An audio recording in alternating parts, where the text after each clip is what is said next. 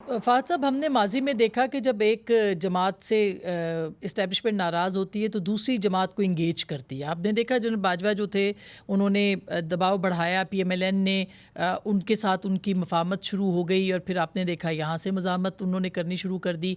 तो अभी क्या आपको लगता है कि एक अपना भी तराजू बराबर रखने के लिए या एक एक थ्रेट रखने के लिए या थ्रेट परसेप्शन के लिए मियाँ नवाज शरीफ का जो नया बयानिया आया है सामने, ये पुराना ही था लेकिन अब दोबारा आया है, उसके बाद कोई चांसेस बन सकते हैं, इम्कानात हो सकते हैं? आसमा इम्कानात आप कह रही हैं कि हो सकते हैं पाकिस्तान तहरीक इंसाफ के और इस्टेब्लिशमेंट की जी, मुफाहमत जी। के हवाले से। जी, जी, जी। ये मतलब राब्तों की बात हो रही है ना, जो दुरानी साहब भी कह रहे हैं।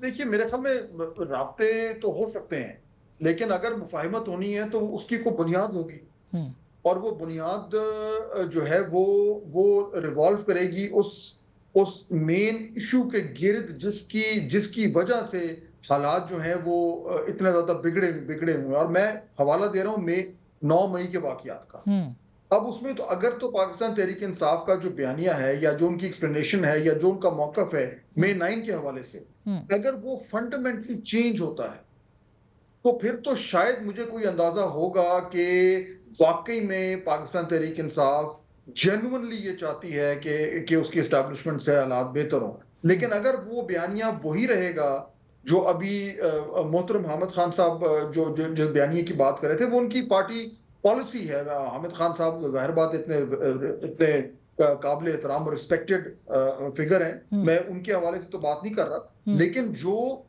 ये जो बयानिया है कि जब 9 मई का ज़िक्र हो और उसपे ये कहा जाए कि जी अगर कोई ऐसा हुआ है, अगर का लफ्ज़ इस्तेमाल करने का मतलब है कि आपने अपने आप को बरी-उज़्ज़िमा कर लिया। हुँ, इसमें तो कोई शक नहीं है कि कोर कमांडर हाउस पर पाकिस्तान तहरीक इंसाफ ने हमला किया था। हुँ, इसमें कोई शक नहीं है। हुँ, पाकिस्तान तहरीक इंसाफ की क़यादत ने उसको प्लान किया था, उसको लीड किया था, उसको एग्ज़ीक्यूट किया था।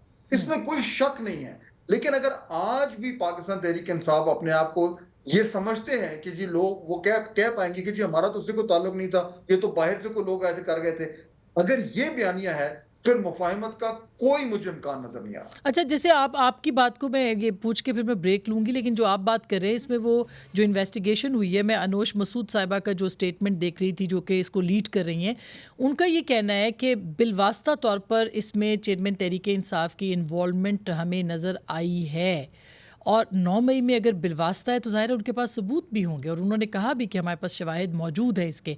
तो इसका तो मतलब ये है कि एस्टेब्लिशमेंट नहीं चाहेगी कि उनके साथ बात हो। ये मैंने खान साहब से भी पूछना है। पहले आप इसका जवाब दे दीजिए।